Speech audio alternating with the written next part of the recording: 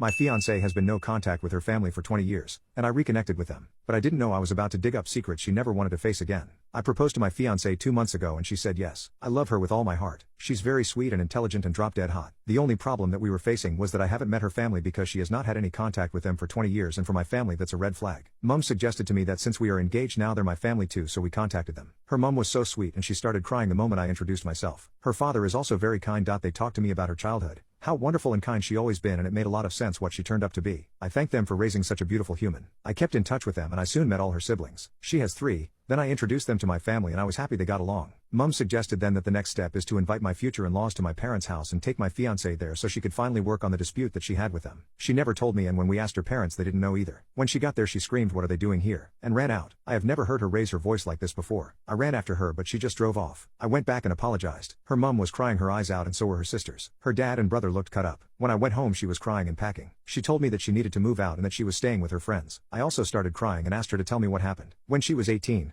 her brother, 19 at the time, raped her best friend's little sister, then 17. He apparently had feelings for this girl for years but she never was interested, so one New Year party he waited until she was very drunk and raped her. He later boasted about how he finally had her and now can move on. He got away with it even when everybody knew he did, but there was no evidence. My fiancée tried everything to help convict him because she was the one who overheard him boasting to his friends and discuss what he did to that girl. My finances family did everything to protect him. A year later the girl committed suicide. That broke my fiancée, who still suffers from severe depression. She said the indifference in her family's reaction when they found out about the girl's fate still makes her blood freeze in her veins. She knew she could never forgive them. The way she was talking, like this happened yesterday. I felt sick and I wished I didn't have to ask. I have seen her brother and how proud her parents are of their only boy who's successful and a father of 2. I apologized and begged her to stay. Told her that had she told me all this before, I would never have brought them back to her life. She said that I should have trusted her judgment since I always boasted about how kind and just she was. She called me later and told me that she couldn't do this anymore. Today she left the ring while I was at work and talked the last of her stuff. I feel like my world has turned upside down. Tell me what I should do to make her forgive me. She's so angry with me and my family and I totally understand her. Mum says that my fiancée is being overdramatic now and all this has happened so long ago and we should all move on since her family still loved and wanted her back. I don't know what to do. Update. I have called my fiancée before breakfast. I told her that I love her more than she even knows and that I know she loves me. That I never in a million years thought people who loved each other this much would break up. I apologized and promised to make it up to her for the rest of my life if she gave me a second chance. I told her we can move away from our families and I promised her that it would be the 2 of us from now on.